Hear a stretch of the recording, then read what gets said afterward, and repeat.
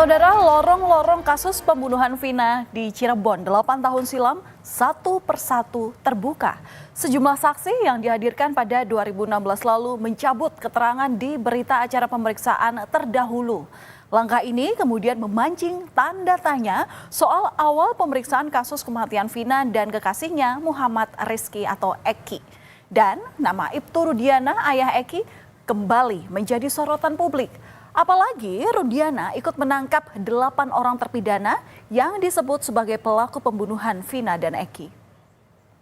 Saya mohon kepada seluruh warga negara Indonesia agar jangan membuat kami lebih sakit.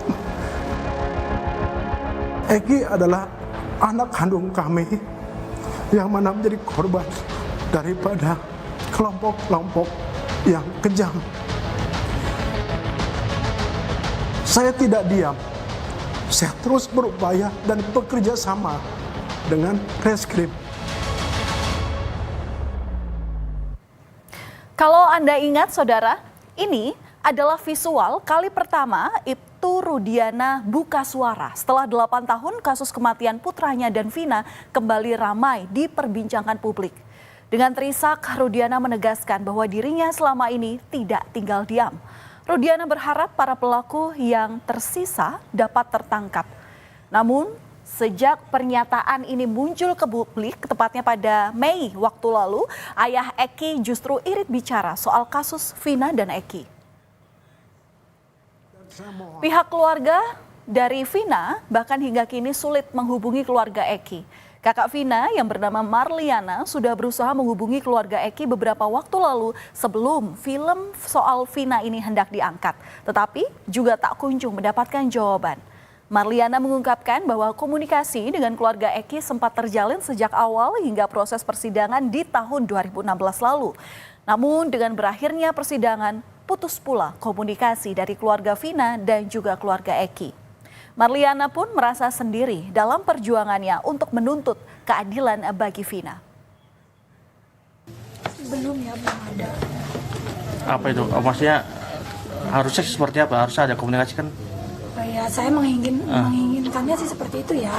Menginginkan komunikasi kepada beliau gitu. Cuman untuk sampai sekarang kami keluarga belum ada komunikasi. Terakhir komunikasi kapan, Mbak?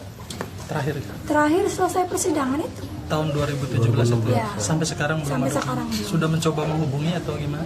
Waktu proses awal sudah ya. Cuman kan nggak diangkat gitu. Terus sampai sekarang nggak ini lagi kan. Nggak mencoba menghubungi. WhatsApp atau apa juga sama? Nggak ada sama sekali ya Nggak ada. komunikasi. Ibtu Rudiana atau ayah Eki memegang peranan penting dalam pengusutan kasus Vina. Hal itu terlihat dalam salinan berita acara pemeriksaan yang diduga menjadi milik dari saksi Rudiana. Dalam BAP itu, Rudiana menerangkan bahwa dirinya ini bersama dengan rekan-rekannya mengamankan 8 orang yang disebutnya sebagai pelaku pembunuhan di depan SMP Negeri 11 Kota Cirebon.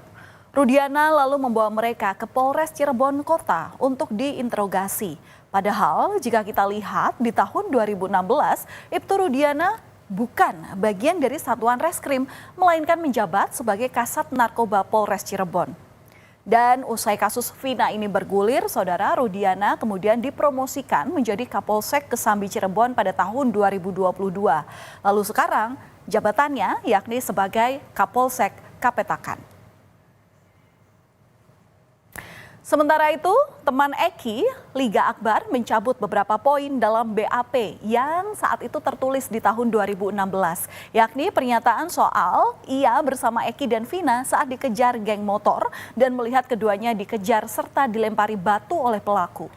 Akbar di sini menjelaskan kejadian pada malam 27 Agustus 2016 itu memperlihatkan bahwa dirinya hanya bertemu dengan Eki dan Vina di SMA 4. Liga juga berpisah dengan Vina dan Eki. Liga waktu itu mengaku tidak melihat keduanya dikejar oleh geng motor. Dan Liga pun sudah menjelaskan ke penyidik bahwa dirinya tidak mengetahui kejadian kematian Eki dan Vina. Namun saat itu Liga terpaksa menandatangani BAP karena merasa tertekan saat proses pemeriksaan berlangsung. Liga Akbar juga menceritakan dirinya pernah berbincang dengan Rudiana beberapa hari pasca kematian Vina dan Eki. Dalam percakapan itu, Rudiana bertanya sejumlah hal soal Eki, termasuk apakah Eki memiliki masalah dengan orang lain. Liga menyampaikan bahwa saat itu Eki bilang memiliki masalah dengan Rivaldi alias Ucil, namun tidak merinci apa yang menjadi masalah itu. Setelah foto tersangka tersebar di 2 hari atau lebih dari seminggu lah, Bapak almarhum Eki minta ngobrol personal 4 mata, hanya ngobrol biasa dengan cara telepon dan bertemu di mobil. Setelah itu hanya ingin menguatkan, bilangnya soal pakaian almarhum yang dipakai saja itu awalnya. Apalagi yang diobrolkan pada saat itu?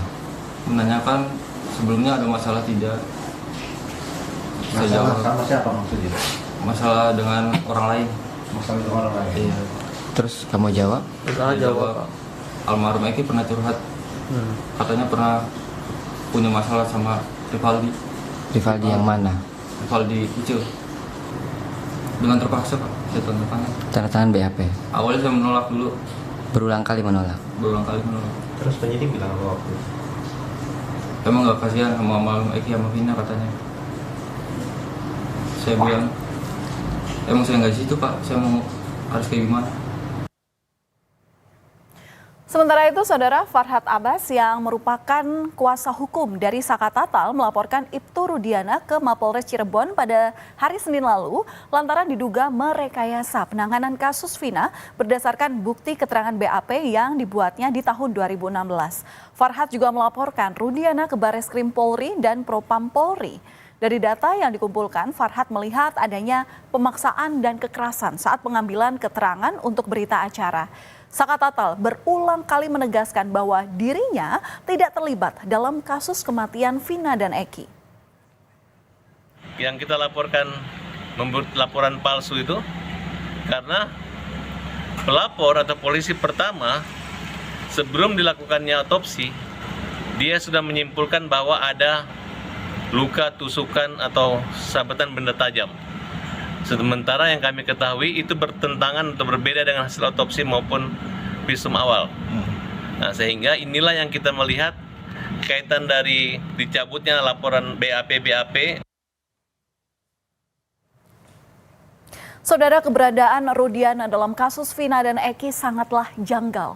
Dari BAP yang beredar di publik, Rudiana ini bisa menyebutkan secara rinci kronologi pembunuhan Vina. Padahal Rudiana tidak berada di lokasi kejadian saat itu.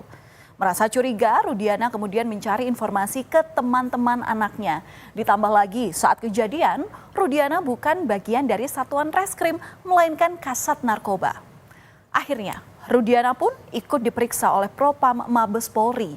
Dan Mabes Polri memastikan bahwa proses penyelidikan dan hingga penetapan 8 tersangka ini sudah sesuai prosedur, baik keterangan saksi-saksi dan juga alat bukti yang didapat oleh polisi. Itu saja terkait dengan semua yang terkait kasus ini, baik itu penyidik awal dari Laka Lantas, kemudian ada yang nangani di TKP awal, terus ada Ibtu Rudiana sebagai ayah korban, semuanya sudah diperiksa oleh Propam maupun dari Itwasum, dan sampai dengan saat ini semuanya sesuai dengan ketentuan. Oleh karena itu, rumor yang berkembang di luar atau mungkin pendapat atau persepsi boleh, tetapi yang jelas bahwa sekali lagi penyidik melaksanakan pemeriksaan berdasarkan alat bukti yang didapatkan, baik itu keterangan saksi ataupun alat bukti yang lainnya. Di sisi lain, Saudara, para terpidana ini bersikukuh bahwa mereka bukan bagian dari pelaku pembunuhan Vina dan Eki. Keempat terpidana pun akhirnya bertemu dengan tim pengacara dari Peradi. 4 terpidana kasus pembunuhan Vina dan Eki memberikan kuasa terhadap tim pengacara Peradi untuk mengajukan PK atau peninjauan kembali atas vonis yang mereka terima saat persidangan terdahulu. LP Kebonwaru dan mereka secara sukarela telah memberikan kuasa kepada DPN Peradi untuk mengurus masalahnya mengajukan peninjauan kembali.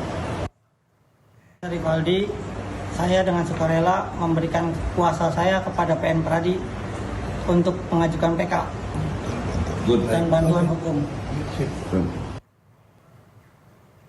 Sementara dari keluarga Vina, Hotman Paris Hutapea selaku kuasa hukum mendesak Presiden Joko Widodo untuk mengusut tuntas kasus pembunuhan Vina ini.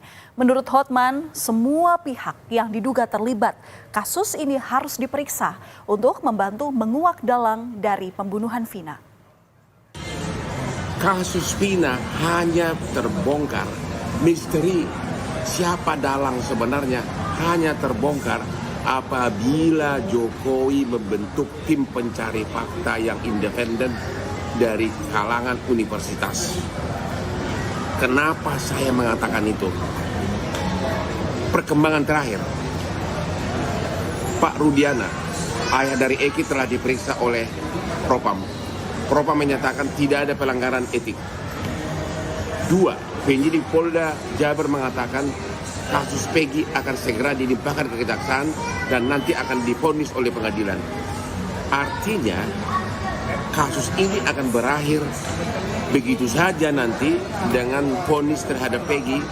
Apakah Peggy dinyatakan bersalah atau tidak, tetap tidak akan membongkar misteri siapa sebenarnya dalang pembunuhan terhadap Vina ini. Sebagai ayah korban, Ibtu Rudiana terlibat sangat dalam di pusaran kasus kematian Vina dan Eki. Apakah hanya Rudiana yang bertanggung jawab dalam proses pengungkapan kasus kematian Vina yang penuh kejanggalan ini? Dan mungkinkah Presiden Jokowi akan menerjunkan tim pencari fakta untuk mengusut kasus ini ke akar-akarnya? Kita tunggu saja perkembangannya.